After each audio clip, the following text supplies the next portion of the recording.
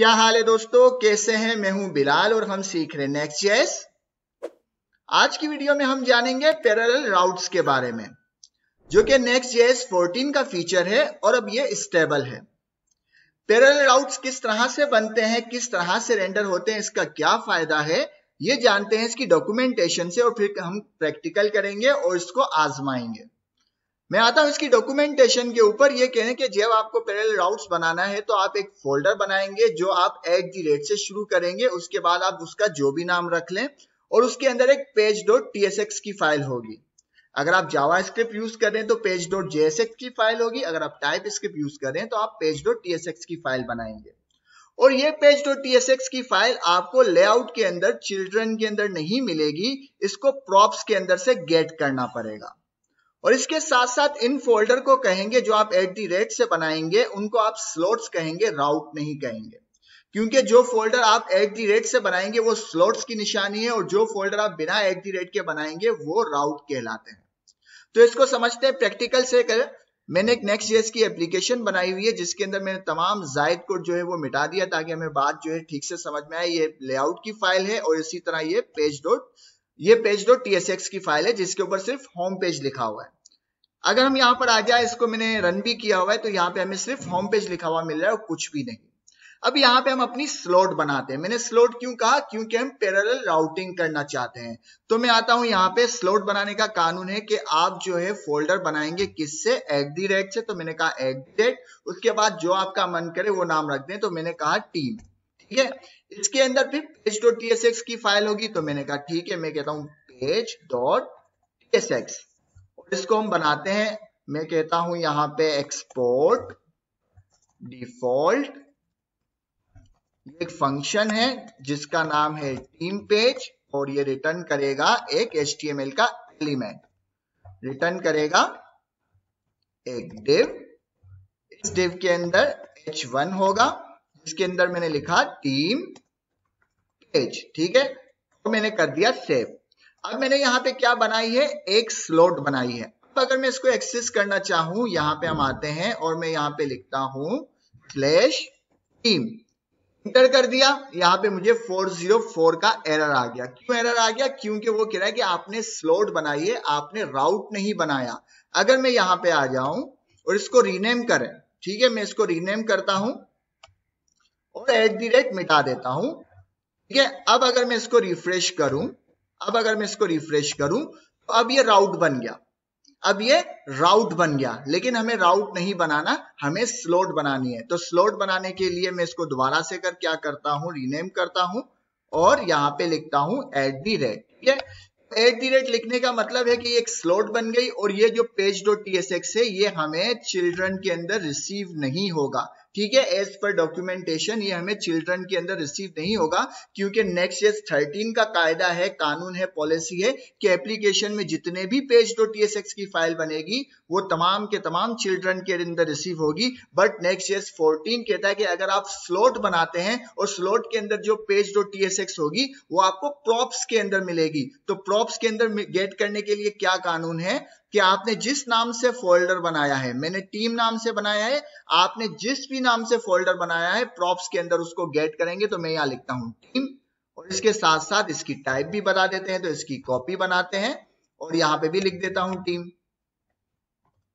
ठीक है, और इसको सेव कर देते हैं, हमारा काम पूरा। ठीक है, और इसको रेंडर करना है मुझे, तो मैं क्या करता हूं? इस चिल्ड्रन के नीचे ही इसको रेंडर कर सकता हूं। आपकी मर्जी, आप जहां भी रेंडर करना चाहें। तो मैंने यहाँ पे लिखा टीम, ठीक है ना, और सेव कर दिया। मैंने क्या किया? इसको प्रॉप्स से गेट किया। किस तरह से गेट किया? जिस नाम से मैंने फोल्डर बनाया है उसी फोल्डर के नाम से प्रॉप्स में से इसको मैंने गेट किया और इसको यहाँ पे मैंने रेंडर कर दिया। बस यही काम किया और सेव कर दिया। ठीक है, सेव करने के बाद अब अगर हम आए अपने होम पेज के ऊपर, इंटर, ये मुझे यहाँ पे रेंडर होके नहीं मिला। क्यों नहीं मिला? मुझे इसको एक बार दोबारा से चलाना पड़ेगा सर्वर। तो मैं इसको रोकता हूं यहाँ और दोबारा से सर्वर चलाते हैं npm run div, इंटर। ठीक है, हमारा सर्वर चल गया। मैं इसको रिफ्रेश कर देता हूं, कुछ देर इंतजार करते हैं। देखें कितना जबरदस्त team.page रेंडर हो गया। अब ये पैरेलल रेंडर है। ठीक है, ऊपर क्या है? चिल्ड्रन रेंडर है और इसके पैरेलल, इसके साथ ही टीम पेज रेंडर हो गया। कितना ज्यादा जबरदस्त। अगर मैं यहाँ पे आऊं तो यहाँ देखे ये आ गई पैरेलल राउट की डेफिनेशन। ये क्या है? चिल्ड्रन के साथ पैरेलल रेंडर हो रहा है, ठीक है। जबकि ये page.tsx हमें चिल्ड्रन के अंदर नहीं मिल रही, ये हमें अलग से कर प्रॉप्स के अंदर मिल रही है, जो हमने इसको गेट की एज पर डॉक्यूमेंटेशन। और इसको हम कहेंगे स्लॉट। इसको क्या कहेंगे? स्लॉट कहेंगे। अब हम एक काम करते हैं, एक और जो है ना स्लॉट बनाते हैं। तो मैं यहाँ पे ऐप के ऊपर आता हूं, दोबारा रूट के ऊपर आता हूं और यहाँ पे बनाते हैं स्लॉट @user और यहाँ पे पेज की फाइल बनाएंगे page.tsx और इसको हम कहेंगे एक्सपोर्ट डिफॉल्ट। एक फंक्शन है, फंक्शन का नाम है यूजर पेज और ये रिटर्न करेगा एक एलिमेंट किसका? HTML का, जिसका नाम है div और इस div के अंदर एक हेडिंग है। क्या हेडिंग है?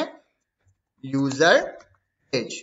सेव कर दिया। अब इस यूजर पेज को मुझे रेंडर करना है अपने लेआउट के अंदर, तो मैं दोबारा से लेआउट के अंदर आ जाता हूं, ठीक है। और इसको हम किस तरह से गेट करेंगे? अब हमारे पास कौन सा फोल्डर है? यूजर का। कौन सी स्लॉट है? यूजर की। तो मैं यहाँ पे लिखूंगा यूजर, ठीक है।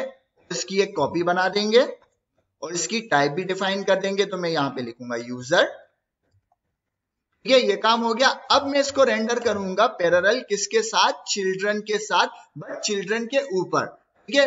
इनको हमने चिल्ड्रन के नीचे रेंडर किया है, इसको हम चिल्ड्रन के ऊपर रेंडर करेंगे। मैंने यहाँ पे कहा यूजर, ठीक है, और इसको सेव कर दिया। मैंने यहाँ पे यूजर लिखा, इसको सेव कर दिया। अब हम देखते हैं होम पेज को अपने और इसको रिफ्रेश कर देते हैं। एक बार रिफ्रेश किया, नहीं आया, दोबारा से हम अपने सर्वर को चलाते हैं। इसको कंट्रोल C, यस, और मैंने इसको क्लियर किया, npm run, इंटर कर दिया, चल गया हमारा सर्वर। इसको रिफ्रेश करते हैं, जब तक ये रिफ्रेश होता है इंतजार कर लेते हैं। वाओ वाओ वाओ, ये हमारी पहली स्लॉट, ये हमारे चिल्ड्रन मतलब राउट, ये हमारा दूसरी स्लॉट। स्लॉट मतलब कि हमने क्या बनाया? एक फोल्डर बनाया @ से। जो फोल्डर @ से शुरू होंगे वो हमारी स्लॉट कहलाती है। तो दो स्लॉट्स है और दूसरी page.tsx है और ये एक दूसरे के साथ पैरेलल रेंडर हो रहे हैं।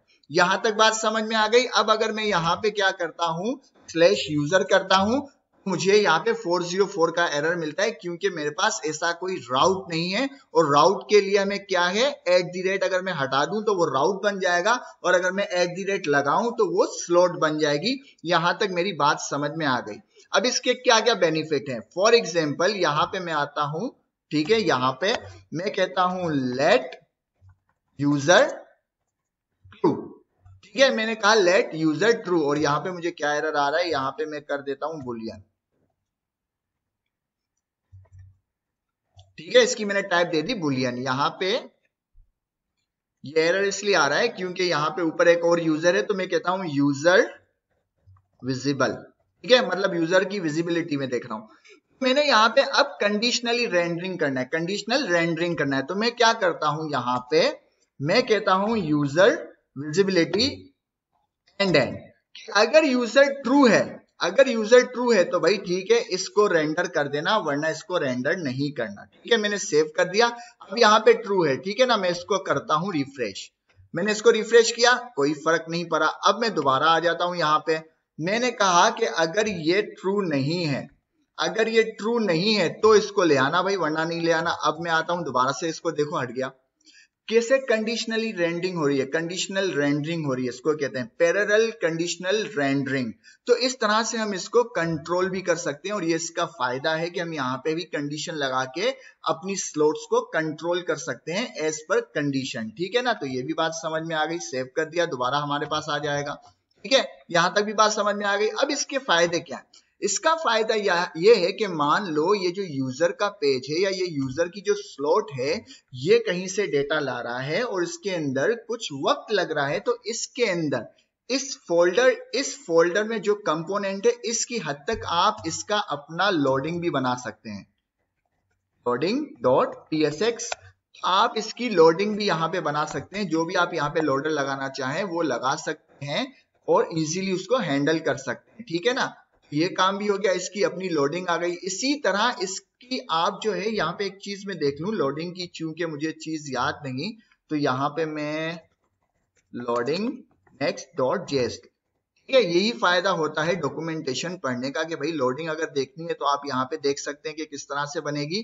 ये रहा लोडिंग जेएस, मतलब हमने सही बनाया कि लोडिंग जेएस की आप फाइल बनाओ और अगर उसका कोड आपको चाहिए तो ये रही लोडिंग। तो मैंने इसको कर दिया कॉपी और यहाँ पे मैं ले आया लोडिंग डॉट tsx की फाइल मैंने बनाई है, तो मैंने इसको हटा दिया लोडिंग डॉट ये हम हटा देते हैं और इसमें लोडर को ही लगा देते हैं, लाइक h1 या जो भी आपका मन करे। मैं p लगा देता हूं और लिखता हूं loading dot dot dot, save कर दिया। यहाँ पे मैंने क्या किया, इसकी अपनी लोडिंग बना दी। अब दोबारा हम आते हैं अपने पेज पे, तो बिल्कुल रिलैक्स पेज है ये, लेकिन यहाँ पे लोडिंग नजर नहीं आएगी क्योंकि यहाँ पे कोई डेटा मैं फैच नहीं कर रहा। तो इससे बस फायदा बता रहा हूँ कि इसकी अपनी लोडिंग है।